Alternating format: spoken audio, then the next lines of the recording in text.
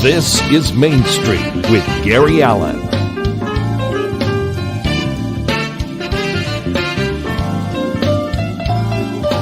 Now, here's Gary.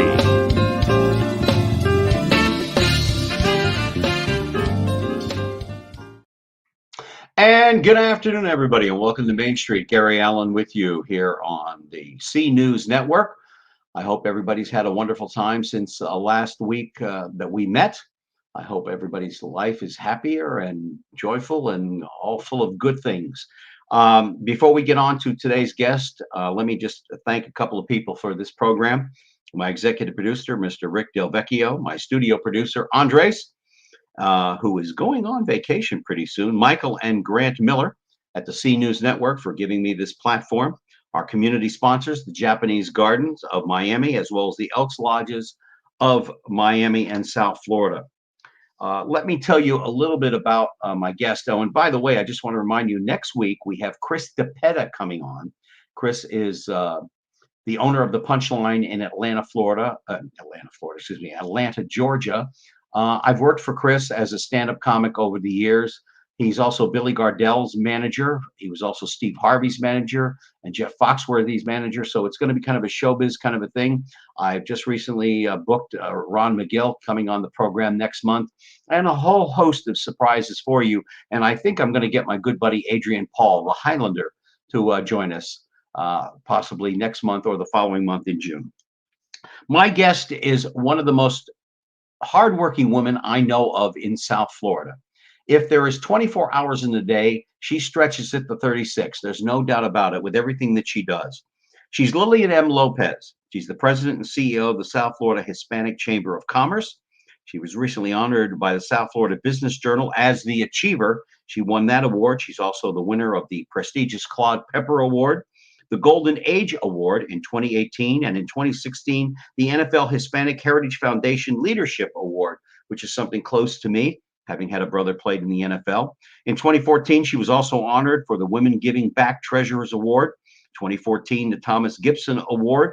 2014, Take a Walk in Her Shoes Award, awarded by the Chapman Community Partnership for the Homeless, which is someone who, as a young actor, I was homeless in LA. I can relate to that. She is considered one of the top business know-how people in all of South Florida. She's been honored by the Big Brothers and Big Sisters of Broward County. So without further ado, would you please welcome Liliam M. Lopez, President and CEO of the Hispanic Chamber of Commerce of South Florida. Welcome, young lady. I am so happy to be here with you. I know we've been waiting to record, and finally the day is here. The day is here. The day is here. The day is here. And by the way, let me just say this. I said this off the air, and I mean this from the bottom of my heart. You have some of the best staff members that I have ever communicated with. Maria, in particular, gives me stock advice every time I speak to her on the phone. And she is one of the nicest women in the world. Your entire staff are beautiful. Were they all beauty queens at one time or something? I mean, I can't figure it out. Everyone's sweet and nice and cooperative, and I think that's important, because when we have events, that is the face, right? It's the face of the organization, the staff, not only the board members, me as the president, but the staff. And I'm very happy that you have been treated the way you deserve to be treated, and everyone loves you already. I mean, Gary, everybody's telling Lily, the show today. I said, okay, let me get ready. when I get down there, I and this is really part of my first question. A number of my friends who do business in South Florida are not Latin. I'm not Latin. I'm full-blooded Greek. However, you have to? Yeah, I'm a full-blooded Greek. My to show you how full-blooded I am about it, my brother Greg, my baby brother, he's a Greek Orthodox bishop up in Boston. He's the youngest bishop in the United States. You speak Greek? It's like my Spanish. I speak it, but it's not the kind of stuff you can say in front of polite company. Okay. Got you. I mean, I lived in South Florida for a whole lot of years, but here's the question. Do you have to be Hispanic to be a member of the chamber? Before you asked, I already said, no, you don't. No, you don't have to be Hispanic at all. Okay. So there's even room for me. Of course, there's room for you, with pleasure. You don't have to be Hispanic. All the events are in English and in Spanglish sometimes, because everybody likes the Spanglish.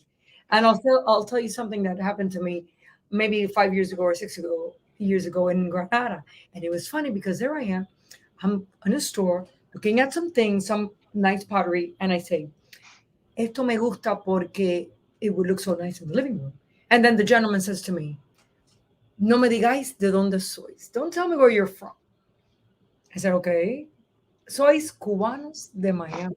You're Cubans from Miami. And I said, how do you know? And he says, because you are the only people that I see, the tourists that come to my store, that you switch languages back and forth to Spanish and English in the middle of a sentence. And it's interesting. So we're known worldwide, and it's only that's part of the Cuban American community. That's not a Hispanic thing of Yeah. other states. It's not Mexican American. It's Cuban American.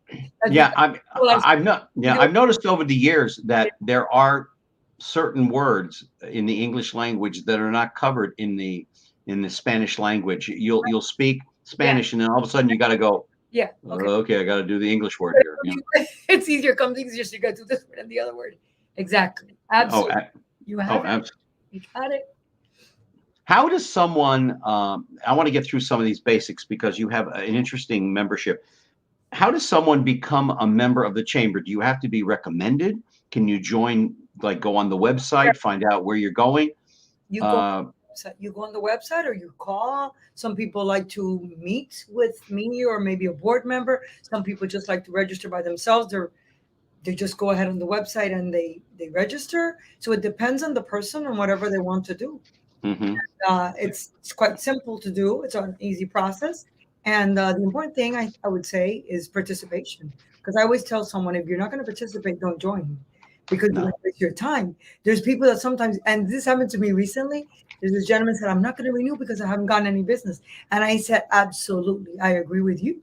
You have not gotten any business because remember that the last event, the only event that you came in 1 year was in July, so and so and so. Because I know people, my memory is very good, and I remember that person. And that person immediately said, you're absolutely right, I am renewing. Of course. I said, no, don't renew. If you don't come to any event, you cannot. We have a platform where we provide so many events, at least 18 events annually. And if you are not able to make at least 50 to 75% of them, then you're wasting your time because all events are different. And all events and all conferences and all luncheons and all networking receptions attract different members. Yeah, I mean, I went through the website and I mean, there's some events here, luncheons, dinners, award ceremonies, some of the committees that people can belong to that help. You know, if you don't get out into the community, and you know, it's like what I do. Yeah. Yeah. If you don't get out there, right. You know, I equate it to dating. If you're a single individual and you don't get out there, you can't sit home and cry and say, why don't I have a date on Friday night? Well, you're not out there. You're not out there. Nobody sees you. So your business is not out there. There is no way that anybody's going to call you for business. Be out there and a little bit aggressive, meaning not just stand there with the people. This is something interesting, Gary. I see some people that just like to sit together in their own team. And I always tell people, why don't you try to spread out a little bit? Because there are people you work with, your coworkers. You're here to do business, not just to have lunch or have a drink. Go out and about and shake hands. I know for some people that's not that easy, but we're always willing and able to make the introductions. That's what we're here for. And that's what you want to do. If you work the organization the way it needs to be worked, I bet you get business. There's tons of people that say, Lily, you have no idea how much business I've gotten from the South Florida Hispanic Chamber of Commerce. You bring a stack of business cards. Of course. You get in the room, you have a drink, and you start to move around. You start to meet people because you never know who you're going to meet. You're going to meet. Absolutely. You never know. But you have to do it. You have to do it. I mean, if you don't mingle, you can't do anything for your business. Gary, I'm surprised sometimes that there's people that sponsor whole table, and if they have one seat available, no, don't sit anyone here. And I say to myself, are you kidding me? What are you there for? Just for the food? I mean, food, you go to a nice restaurant. I mean, the food in the hotels are not that great. I mean, we try to give good food to our members, but why are you going to come with your team and not meet? But that's the minority. The majority of the people do want to network and have a good time. And those who don't want to really network, I sort of like push them a little bit because that's what you have to do. See, for me, all I would say is, okay, Liliam, point out the single girls, and then I'll make my way around the room eventually. You know, Enrique's coming. Oh yes, the Greek is here. He's on his way. That's what that's what Don Cox used to say when I'd get behind the microphone. Oh God, here he is. The Greek is on the air now. Um, we have had, as a country, as a world, as a universe, we have gone through 2 years of horrific pandemic that's not over. Apparently, there's something else out there now looming, and we may all have to get another shot, which would be for me my fourth shot, which is okay. Um, what have you seen happening now that things are opening up a little bit? What transformations in business are you seeing? I know that my nephew, who I'm very proud of, who was with Gray and Robinson, he's one of their big attorneys. He spends more time at home working now, and he goes in for meetings at the office from time to time, he and his wife. But what have you seen that has transformed because of the pandemic, the way people are doing business in South Florida? Well, I can tell you from my perspective and from my point of view, when the pandemic started, we went obviously virtual. I did come back to the office. I was out for 2 months or so, but we did come back to the office and we did virtual at every 2 weeks. We had like 300 people. We partnered with Univision. I mean, we had all these great speakers, but it got to the point that we are Hispanics. So what happens that you saw attendance drop with regard to virtual. So we said, let's try a reception outdoors, which we did. So that was back in September of 2020. We did a live reception outdoors. We had like 80 people, which is not bad outdoors. Then came October. I said, okay, we're going to do the breast cancer awareness conference lunch, which is a signature event of the South Florida Hispanic Chamber of Commerce. And I said, okay, we're going to do it live. And because some people want it live. So what we did is we asked the hotel to put the AC very, very cold. Then we opened the doors and the windows. We kept everybody separate. We limited only to 80 people. And for the doctors, the panelists, we put a plexiglass. We would, the speaker system, we would have a cover, and then with gloves, remove the cover. So for the speakers, and each one had their own. So we were very cautious. There was this company that came and they did the body screen or the temperatures. And needless to say that we all know that you could have COVID and not have a temperature. For one COVID in January 2021, and I didn't have fever. I didn't have a cold. I didn't have chills. I just had some stomach issues. That's about it. But again, so people felt comfortable. We did the temperature checks and all of that. So after that, we started slowly pivoting back to normal. And what happened was that we noticed that there was a group of people, a lot of people that wanted to really be out there for whatever reason. Some people are very scared, and I respect that. And some people are not that scared. Some people say, well, maybe I'm the 99% that survives. We know that there's 1% of the people that die of COVID, 99 survive. So there were people that said, belong to the 99% and came to all of our events. So we started doing October, November. Then we did December. Then we stopped and we did all the way maybe in April. And then we stayed every single month up till now. Doing live events, and then we captured an audience that was eager to be out there to participate in the Chamber of Commerce, because the rest of the Chambers of Commerce and the rest of the organizations in South Florida were closed. They were closed. So we were the only organization in South Florida that was doing live events since September of 2020. And again, nobody ever got sick, nothing happened, but we knew as Hispanics, we like that personal touch. There's a moment where you just can't, Gary. With all due respect, I remember receiving an award online, and they had all these breakout sessions. You know, you meet 3 or 4 people here, hello, jump to the next. Give me a break. You cannot do business like that. No, you can't. No, there's no way I can remember ever those people that I met on those breakout sessions in a Zoom conference. There's no way on earth, and I think they probably don't remember me either. But if you meet someone in person, yes, you do. So we're going to go ahead and do it. And we did it. And thank God, you know, a lot of people that were out there that really wanted to network came to us. And then they discovered that we've been around for 27 years. We're one of the 5 top Hispanic chambers of the United States. So then our memberships grew more. Not that we never had attendance. I mean, we've always been successful. We've had luncheons with 475, 500 people. However, being that there are so many organizations, sometimes some people didn't know about us. But with the pandemic, in a way, it helped us, because those that weren't able to go anywhere else came to the South Florida Hispanic Chamber of Commerce, realized, wow, this is a nice organization. They have good, good programming. We have events. We have conferences. We do so much. And we have a foundation that's been around for 25 years, where we've given $800,000 worth of scholarships to minority students. So there's a lot of things that we do, and we're proud of. So all of that happens. And then again, there's a lot of people that I agree with you that work from their home, because there are some jobs that it's fine for you to work at home. There are other jobs that you can't work from home. I can work from home. My staff can work from home, because we have to be all the time back and forth. I run to their offices. They come to me, Lily, this and that. If you're home, sending someone an email, oh, make this change. Did you receive it? Did I see it? Go back and forth. You waste 2 or 3 hours.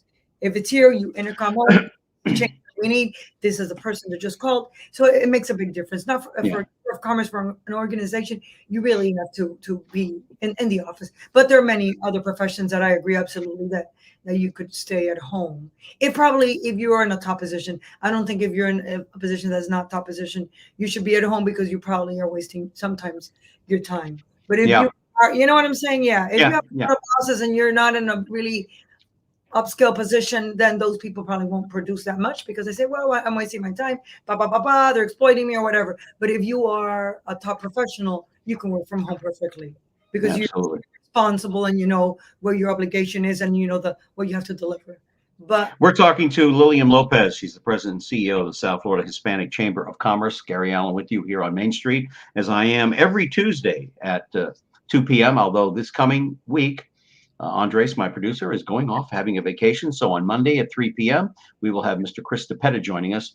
He is the owner and manager of Billy Gardell, as well as the Punchline in Atlanta. And I used to do stand-up comedy for him, and as I used to open for Engelbert and Tom Jones and all the other guys I used to work for. And Chris and I go back a long way, along with my uncle, who used to be an entertainer in Miami Beach, named Tubby Boots. So, but we're here with Liliam Lopez. We're talking about the COVID situation, the hospitality industry, the airline industry, every industry you can possibly think of has been hardest hit by this. absolutely. They're just starting to recover. However, I haven't been home in a while, and I live up here in Central Florida, but I will be home soon. But I would imagine, Liliam, that there are businesses that will never recover from the COVID situation. They've closed their doors. The shops are empty. Is there great opportunity for business people coming to South Florida, or that are already in South Florida, to maybe scoop up those properties and maybe open up a business, providing that it's well thought out? You just don't want to open up a store, Right. just open up a store. Talk about some of the possibilities of where you think things are going to go here for the foreseeable future, not 5 or 10 years down the line, but for the next couple of years, as we start to open up even more and more from COVID. There's a lot of opportunities, and what I see, Gary, has been that this pandemic changed everything. Like, remember when it started, everybody was employed, and everything was perfect, and now suddenly everybody needs an employee. Everybody's looking for someone to work, and then asking themselves, where are the people that were working 2 years ago? Where are they? Well, I've spoken to many, and some people, there's different versions. I have some friends that said, well, I was making such and such amount of money, and in reality, I found out that being, like an Uber driver and doing this on my own, and a little bit something else on the side, I'm able to manage out, and life is too short. And I realize that now with the COVID situation, I really spent so much time behind the desk. I want to be more free. I want to have more time. So they're doing different things that they never would have thought they were going to do. And that's because of COVID. So they say they saw it. We were scared. Everybody was scared. So they probably said, well, maybe I'll die. So let me just do what I like to do. And that's what I'm seeing. There's a lot of people that started doing things that they wanted to do. They weren't happy in their jobs. So that's a shift that we've been seeing with companies. And it's a big problem at the same time, because there's a lot of companies that need employees. And where are they? Right? Yeah. Where's the labor force? Where are we going to get the people? And you see airplanes that sometimes don't leave on time. And the other day there was a pilot. I was in DC. I was attending the U.S. Hispanic Chamber of Commerce conference, and then I took students from the Academy of Hospitality of Miami-Dade County Public Schools also to DC. And the plane was late in departing because the pilot was rushing from another flight. And there was a flight that was canceled. And there's a whole bunch of problems because I think, in my opinion, Gary, that companies went ahead and also retired people very soon. They Well, here's the thing about, let me explain to you about, started let me retiring people yeah, who were like 54, 55. I remember. well, Hey, let me explain to you about the airlines, yeah, because my dad was a captain for Eastern and my two uncles were pilots for the Pan Am and TWA. When a pilot reaches 65 years old, he right. has to retire. He can't stick around anymore, no matter what kind of health he's in. He's gone. And yes, you're right. There are some airline employees, flight attendants, and people like that that turned around and said, I don't want to take this crap anymore. I'm gonna retire. I'm gonna move on. You know. Exactly. Move on and do whatever I can. Maybe make some money in something else. Yeah. But we have seen that. There's a lot of people that just don't want to do what they did before. They weren't happy. But Yeah. then again, that is a problem for the economy, right? When you go to a restaurant and you see that there are tables empty, yeah, they tell you we can't, you have to wait like half an hour, 45 minutes. Oh, but there's tables. Oh, but we have no one. Yeah. Right? We have no waiters. We have no this and that. So where are those people? Again, I don't know. State of Florida is different. I know that in California they gave so much money out, and I know people. Even if you have children, even here in Florida, the federal government was giving money, a certain amount of money per every child under 18 years of age or younger, which I Hmm. thought was a lot. So many people got accustomed to the easy way of life, and then getting back to what you had to do before. I guess I don't know, but Well, it's mind-boggling that we have that situation. we they did some statistics about the governors, like our governor, Yeah, who cut off the $300 a week thing, and even now, people who still have some money saved over from then, they're not hopping back into work. They're going on, or they are, but they're going on to other things, as you stated just a few minutes ago. right, They evaluated their life. They said, wait a minute, life is too short. And right. it really is. You turn around and, hey, And I'm 69 years old and I can go back to when I was as young as you are. But it seems like, bam, wow, it just went like crazy. And I'm in a good business where it keeps you young. right, But people evaluate their lives every so many years. You go, I don't want to do this anymore. you're not I happy. mean, Exactly. You're not happy in your job. You want to do something else. Why not? yeah. I And then mean, how many people in the medical field, like nurses, they yeah. get burned out within 10 years. They're done. They're finished. Plus, remember that they have them working like four days a week, and they get three, but it's 4 days a week, 12 hours a day. Those shifts are killers. So okay, Yeah. you have 3 days off, but by the time you recuperate, you're back at the 12-hour shift. So that's what I've seen happening, Gary. So it's difficult, and I don't know how this is going to evolve. But Mhm. again, the media is responsible for scaring people. That is a fact, and you know it.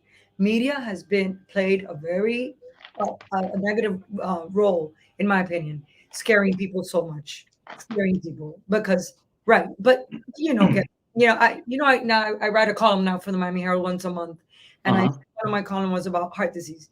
I mean, in this past week, I've had like three people that died of heart disease, and the Beacon Council, Mike Finney, and there's other three more. And then in 2 months ago, dear friend of mine who was president of Aspida, he passed away. He was only 45, heart attack. So I wrote about heart disease because you have more deaths of heart disease than you have of COVID. You have 700,000 deaths of heart disease annually. When COVID in 2 years, it was a million. And then a million, but a million, sometimes they count one for two. One person is like two or three people. So No. those numbers are a little inflated. But that's the way I see it. And then nobody talks about heart disease. Heart Well, disease. but you know what, Liliam, there's as far as COVID is concerned, whether it be the media Yeah, or the White House or the yeah, governor's office or the local government, there's plenty of blame going around because, and here's my point of view on COVID. It's like you suddenly you're a new mother. Now your daughter is going to a wonderful university, a place that I went, you. But as a mother, a young mother, they didn't give you an instructional booklet to say this is what you do, this is what you don't do. And it's the same thing with COVID. Every day we're learning something new. And I Mhm. was talking to a nurse about this not long ago, and she said, Gary, every day we learn something new. Every day the CDC learns something new. So people people are confused about, Right. they heard this today, they're hearing something different tomorrow, and they're like, what are we going to do here? Except my attitude is sit back, relax, and just Just relax. relax. It'll all work out in the long run. It really will. It will, because as you see now, the majority of the people got the Omicron, and there's going to be there's herd immunity. We're not doing bad, not at No, all. but there's another thing out there that some Another, states are getting infected. variant, yeah, another variant, but it's not. I don't think it's that lethal at all. It's going to be something I think that Like, oh, like the flu. It's going to be with us once yeah, they get it under control. It's going to be with us probably forever. of course, like the flu. I had the flu. I remember one time, and the flu for me was even worse than COVID. I had the flu. It was so bad. I mean, Yeah, so bad. It really yeah. was bad. It was worse than COVID. So it depends. And there's also, Gary, people don't mention also the United States of America. And I'm very, in this, I'm very, I always outspoken and I say it. The majority of the people are overweight. We know it. There's a Mm. You have to just Google it in a map, and all the states will tell you that all the states of the United States of America, the Oh yeah. majority of people are obese. And what kills people if you get COVID? It's a comorbidities, obesity that leads to diabetes and heart disease. And now, talking about that, I'll tell you about a program that we have with the our Chamber Foundation. It's a program is called Healthier Kids for Our Future. So we have this program with Cigna where we go and we're helping parents and children of different centers that are called Centro Mater. Those are aftercare and daycare for families that make less than $25,000 a year. They'll have a Hialeah and Hialeah Garden. So we bring dietitians, we bring chefs, we bring doctors, where we're providing education. And we did a kickoff already about a month ago. And it was great because the little children, the chef put the little hats on, the little apron, and they're talking about the importance of having something that's good because people think that healthy is bad. No, he did a taco with spaghetti, tomatoes, avocado. Uh, You're getting, he wants you to get the protein, the fruit, the this and that, but in a healthy way.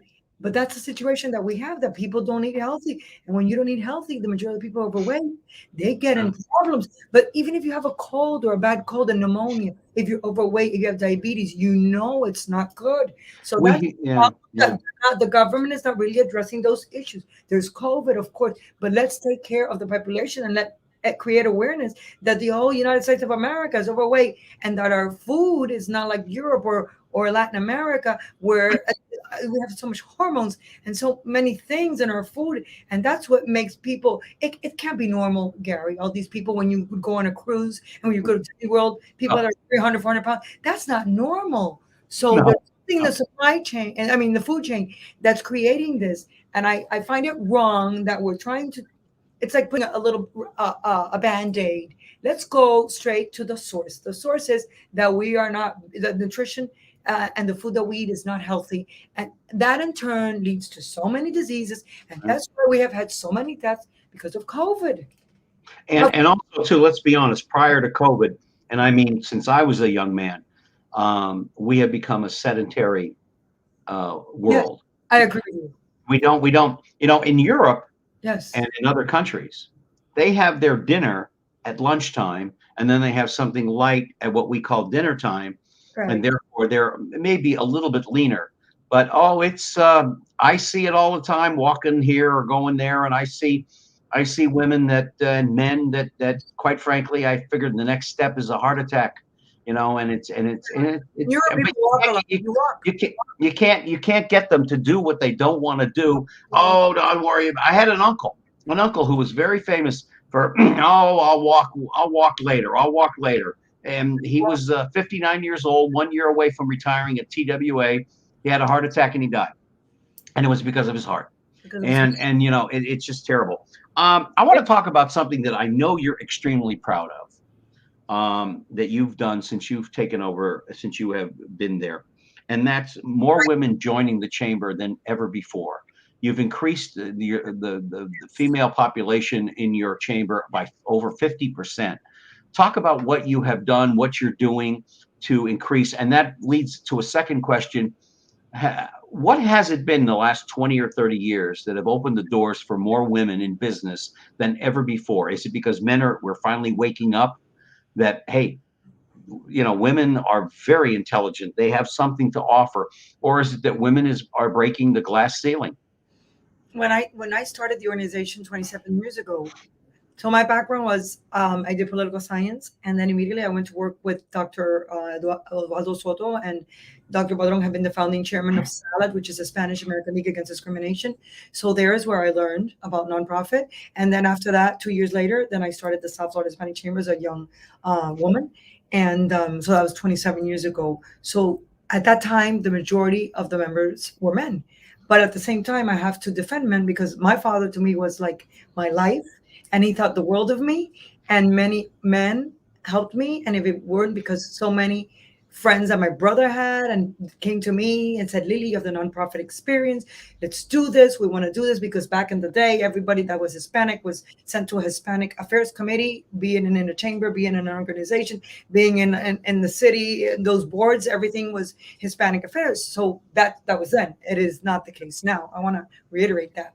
But we realized that there was a need for a Hispanic Chamber of Commerce, and but there was the majority were men. And then throughout the years, we said, okay, let's start something that makes sense to bring more women in, because usually chambers of commerce are more men-oriented organizations. So like around 10 years ago, we said, let's create the Hispanic. We had committees. So let's call it, I came up with that name. I liked it. I didn't want the women's committee. Women's committee doesn't sound nice. I said, it's going to be called the Hispanic Women's Society Network. So then everybody likes it. So you're part, and then listen, let's make it like a theme. And so that committee, that network, they do like 4 events a year. And then we try to color code it. I mean, the color code. So meaning if it's like the heart disease, which we do annually, it's very important. Men and women die more, like I said previously, of heart disease than of cancer, than of COVID, than of anything. And then people think it's always cancer. And I, for one, always thought it was cancer too, until 10 years ago I learned. So we do a panel discussion. We bring the best of the best, like Joseph Lamelas from UM. We bring doctors from other hospitals, Jackson and from Mercy and Kendall, what have you.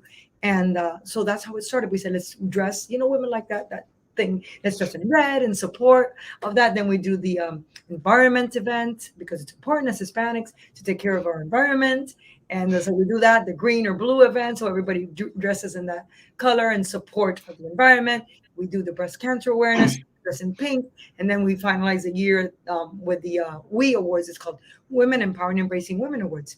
So what has happened throughout the years, Gary, is that women realize that they're not competitors. They're supposed to help each other.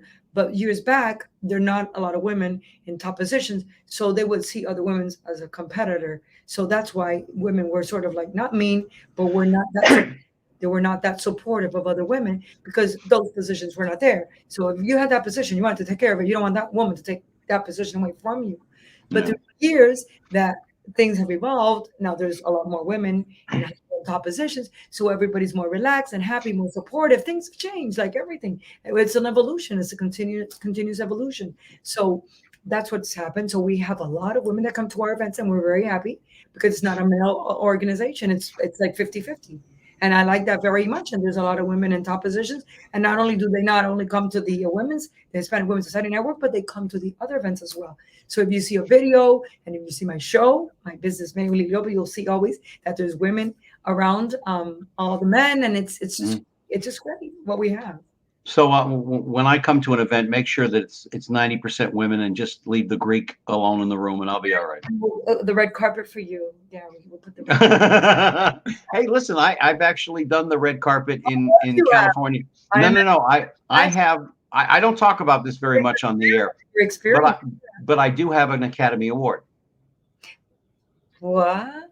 I have won an Academy Award. Tell me. I need to know. It's from a movie called Apocalypse Now.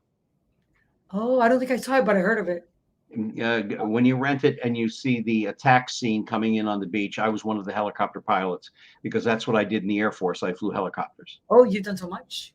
I did my thing. One day I'm gonna have to interview you, the Rosenburst, because that's okay. That's okay. I love to be interviewed. Are you kidding me? An interesting life. Just sitting here in a conversation between the two of us, you're telling me about. You mentioned Tom Jones. I don't know. You mentioned someone else, and you mentioned I don't know what, and a lot of things. And here's another thing too. I went down to South America for Michael Bublé's wedding. Oh, he sings very nice. Oh, Michael is Michael is very that voice. When he sings that song "Home," I think of Miami and Fort Lauderdale and Hollywood, where I grew up, and I just Oh well. Anyway, let's we're we're talking to Liliam Lopez, President and CEO of the Hispanic Chamber of Commerce of South Florida.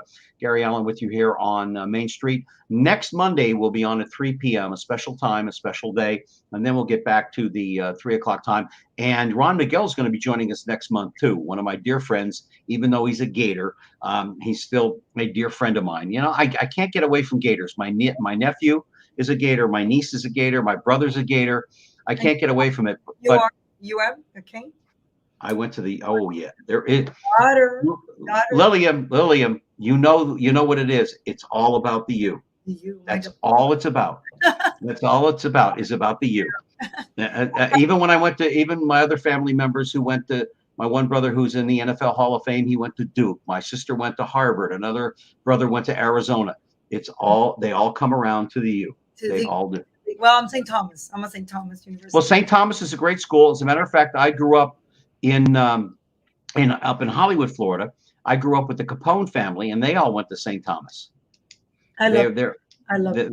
Yeah. I went to Hollywood Hills, though. I went to yeah. Anyway, we'll get away from that for a second. Every generation talks about the upcoming generation with disdain. Oh, how are they going to be able to maintain? They're not good enough. They don't have the work ethic like we do. We don't have it. What are you seeing out there? Now, you just took a group of students up to one of my former hometowns, Washington, D.C. What are you seeing with the next generation? What do you are they getting it? Are they getting the message? Not whether it's Democratic or Republican or liberal or conservative. Are they getting the message of business and how it works? And are we going to be in good hands? You know, that's a tough question. And I think about it a lot, and it worries me because I see that the younger generation, they're just a lot on their phones and they're just engaged in, and we are too now, we have to.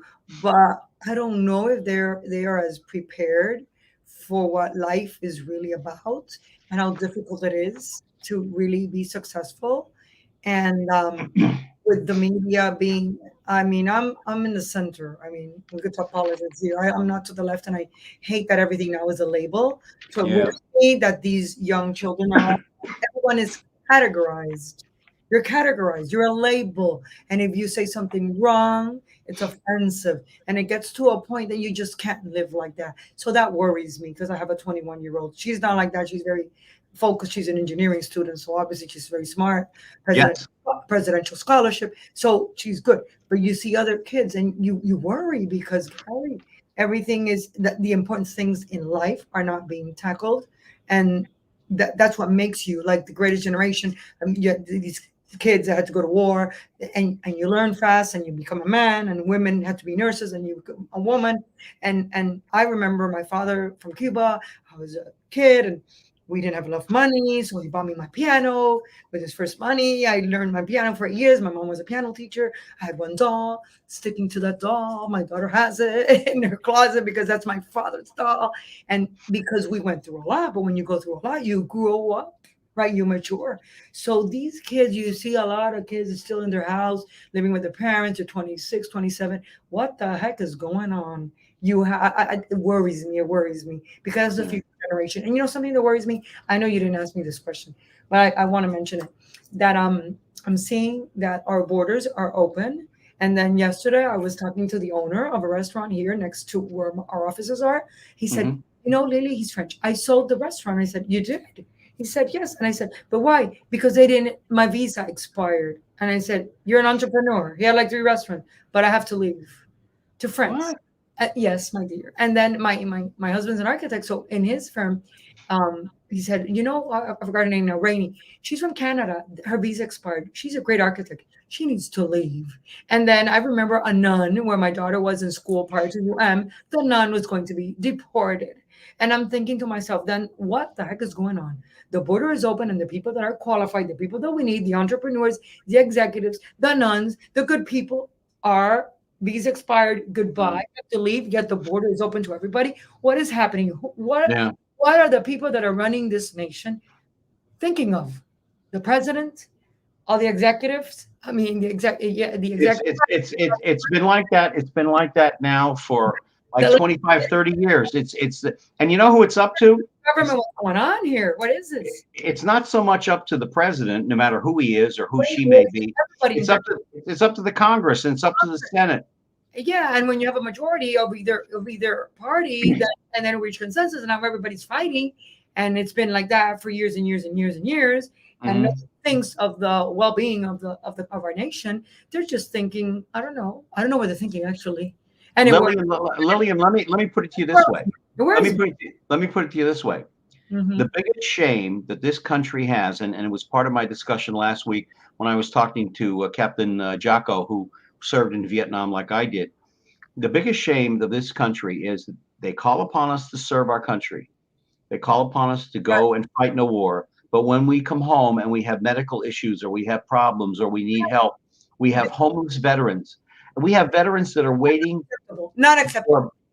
It's not acceptable. It's the way this country is. I can't figure it for the life of me. I can't figure it. And then you have all these people that come. Weren't even born here. They haven't contributed, and then they get the Medicaid and they get everything. So that, and I say it wherever I have an opportunity to say it, I think it's wrong. It's completely the opposite of what it should be, because like you see the veterans, when I see that, it breaks my heart.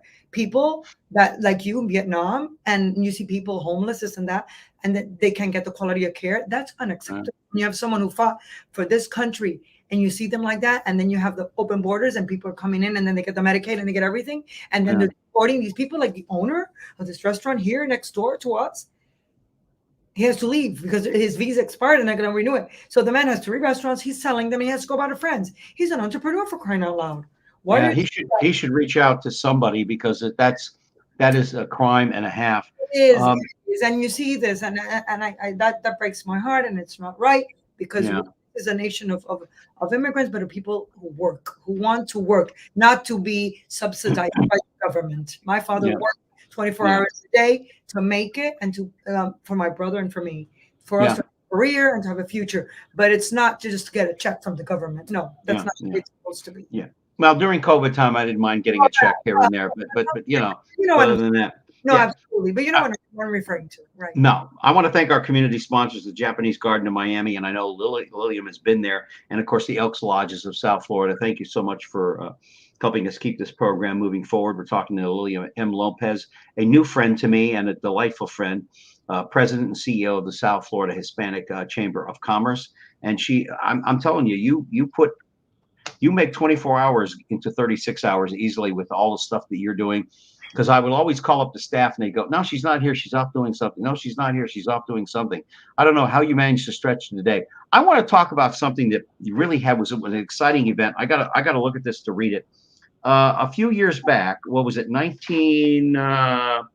Back in, I can't remember, but the chamber hosted many major dignitaries from Spain, the president of Ecuador, as well as at, let's see, you also had the Prince of the United Arab Emirates at the Viva Miami Hispanic Heritage Expo. Yes. How does that translate into business opportunities for the Miami community when you're able to solidify and make stronger bonds with these dignitaries that come in from other countries?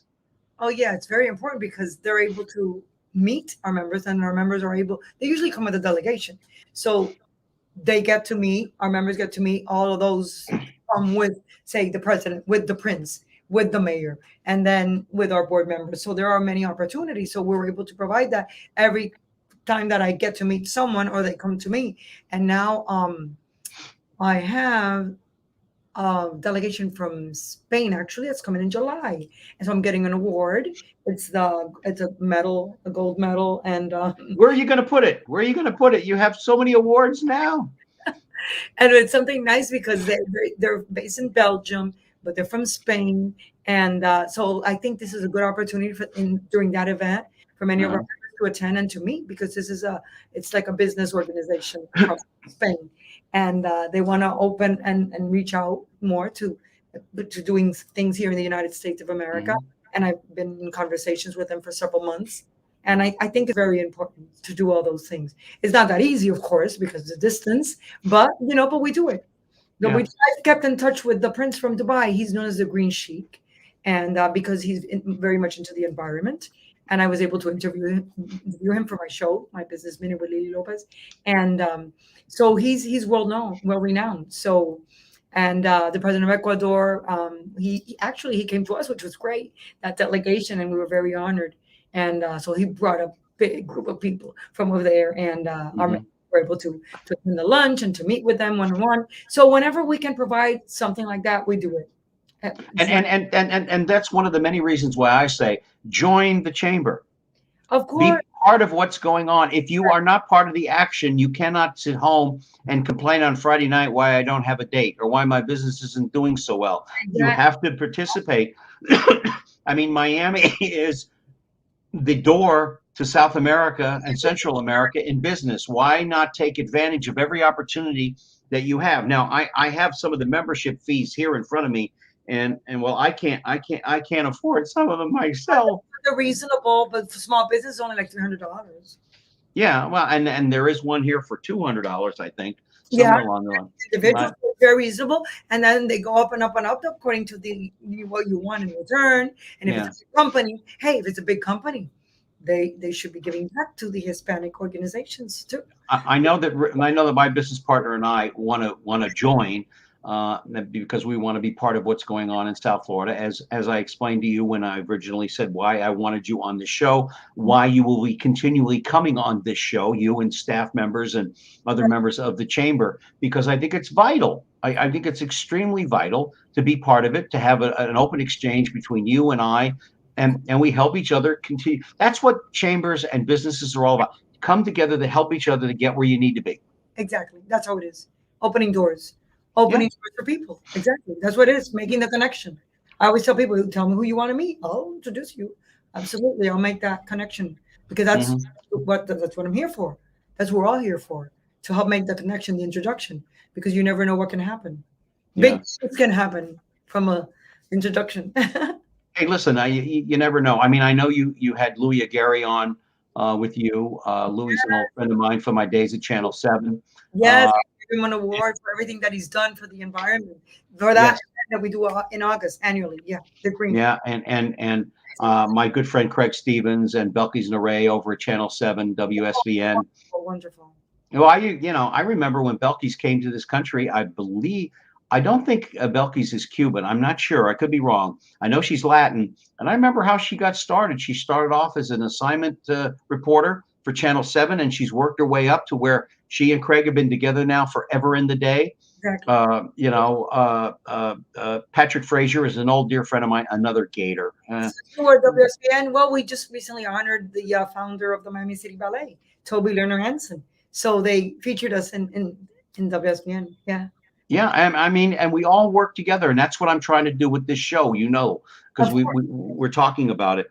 Absolutely. We've got a little bit of time left, and I want to talk about some of before I get into my final question, I want to talk about some of these events. You have a diversity health fair, which I think is absolutely wonderful. These are things that are open to you if you join, ladies and gentlemen, the Hispanic Leadership Awards, I love this, the Fashionably Red Lunch presented by HWSN. I have no idea. Network, Hispanic Women's Society Network. Remember, I told you. Oh, that's right. That's right. Yes. And the Viva Miami. Oh, there's one thing, though, I do want to get to. Please forgive me. I'm kind of skipping around here for a moment because there's one program that I definitely want to help our children. I love children. I never could have any of my own. Talk about that program. Hey, that's the December big toy drive that we do. We've been doing it for like 20 years. Basically, we get a committee. There's a committee. It's called the Toy Drive Committee, but it's about children. Again, children of Centro Mater, the ones that we're helping now with the program Healthier Kids for a Future. So I get committees. I mean, it's not that difficult. Sometimes people say, how you do it? It's just, you just have to start.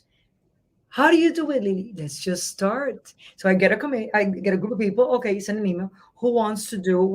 This is what we have: 983 kids. Okay, ages 4 to 7, ages 3 to whatever. How many girls? How many boys? And then there'll be different companies that every year help and say, I'll do 40 toys. Some say I'll do the 25 for the little ones. I'll do the bigger ones. We do the middle school too. So, and that's how you do it. And then we get to that day and before the holidays, before Christmas, and we go. Everybody goes, and then we have a Santa Claus and Mrs. Claus, who's a member of the chamber, who's a nurse. She's with Care Plus, and they dress up, and we come and we give the toys, and it's really, really very, very nice, and you feel very, very good about it. Well, then I've got to find a way to get down there for that event. You'll be because there. You'll like it. You'll like it. Growing up as a kid who I grew up in Wilkes-Barre, Pennsylvania, which was kind of in poverty. Christmas was always, I can close my eyes now and I can see when I was a little boy, Christmas. And that is one of my favorite times of the year. One of the favorites of the year. Absolutely. Yeah. Yes. Yeah. Oh, absolutely. I just wanted to get that out there. But you do so. I'll send you pictures. Oh, I hope so. Well, I hope to be down there too. Hopefully. Yes. There's so many other things that you do. You help in the hospitality industry, which I know you have a bit of a background. The Young Leaders Network. Talk about that. Yeah, we're trying. We have younger people, of course, in the chamber, which you're supposed to have, because those are the ones that are the future, right? Mm-hmm. And so what they do is try to get together for happy hour, and we try to bring them to the event. It's not that easy sometimes, even if you no, because the younger people, it's different. I mean, not everybody. And if you think about it, when I was very young, I was one of the few that would like to go. Like, remember former Mayor Regalado, I would go to the radio, but because I was different, my friends were not like me. So if you think about it, not everybody that's young wants to be involved in organizations. You have to reach a certain age to want to be involved. It has to be 30 or more. Usually people that are 24, 25, 26, they're still having a good time. So it's not usual or common to have someone at an early age. I would write for Spanish media when I was like 20. I used to be a correspondent for a magazine in South America when I was like 22. But people like me in that aspect are not common, but I was very much into politics and into what I do, what I've been doing all my life. But at a very young age, I like that. But the younger people don't do it. So I try to push them. And I say, okay, you have to meet, because that's the way to do business. And you do know, Gary, that nowadays it takes longer for the kids to blossom and to make it. I have friends of mine that their sons and their daughters, they're getting their masters. They wait like 2 years and it's like 26 and they're 27 and they're still not really, they're living with the parents, especially boys, and they're not really like they're supposed to be, right? I remember my brother got married young. He had a kid when he was 23. He had a career, and that was back then. But now people are just a little bit more slower. So we want to get them to that pace that where we were, that we were really, you went to college, you got a job immediately, you participated, but we're working with that. And what we're doing is the way to bring them in is to do networking receptions, have a drink, and hors d'oeuvres, and you try to bring someone to talk who's interesting to them, and we're doing it. But you do it. Yeah. But you do it. You have to do it. Yeah. I will tell you though, back when I was growing up, and I'm a lot older than you. Families did stay together though until the kids went off and got married. So they could have been in their 25, 26, and they were still living at home. But with the modernization that came along in the 60s and 70s, kids going off to college, the families got. I mean, there's 9 kids in my family. Only 6 are still alive, and then there were aunts and uncles in those generation. They're all gone. But then we spread around. Now, I came home.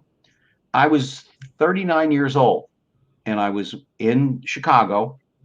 I was working in the Attorney General's office, Neil Hartigan's office. He was the gentleman that put away John Wayne Gacy. I don't know if you remember that infamous individual, but I was in the Attorney General's office and in the communications division. He lost his bid to be governor. I moved home to South Florida because my mother was dying of cancer and they needed me to come home and take care of them. So I became at 39 a caregiver that lasted for 10, 11 years before my father passed. And those were glorious 10 years. Now it destroyed my Social Security forever, but I can never get that 10 years back, and I will never want that 10 years back except to say I have the memories. Absolutely. No. My father lived with us until he passed away 5 years ago. Yeah. No. We're very close knit, right? Family. It's all. You know what? Whether you're talking about your family, my family, or the Chamber's family, it's all family, and that's what it's all about. But what you want them is to study and to get a good job early. That's what I really was referring to. Yeah. So, no. You got to. Yeah, it's not the fact that you're living with the parents. I think that's fine, but you really have to be a little bit more. I see a lot of the younger people that they're living there and with the parents, taking a little bit longer to get that master's degree, a little bit longer to get that top Right. position because everything's a little bit slower because they party a lot or Do you whatever. think you think that's a sort of a side thing because of COVID lately? That maybe they're, I could die tomorrow, so I better enjoy life while I can while I'm young. That could be too. I didn't think of that. I mean, it's possible. I mean, I have friends of mine who have children too. I wanted to get out in the world. As soon as I got out of high school, I went in the Air Force. So, Oh, I mean, I got out of South Florida as soon as I could, and never thought I would ever live in South Florida again. But here I am. you're a You pilot. know, You're a pilot. I was in the Air Force. Yes, I Really? was. I wanted to follow in my dad's footsteps, but my vision, what kind of Wasn't perfect. deteriorated. Okay, Huh? wasn't perfect. Your vision. No, well, it was fine. It was 2020 when I was flying, but Oh, over the years, it's gotten worse and worse and worse and worse to the point where it's not too great right now. I mean, I'm still okay. I can still okay. see. You can I see. don't need. Yeah, but I want to talk about the technology that's going on today due to the space program and innovation that's coming along down the line. Where do you see South Florida business wise 5 to 10 years from now with the innovation and the uh, technology that's coming down the line? Where do you see it improving and helping these young people understand what's going on and making it easier for them to succeed in business?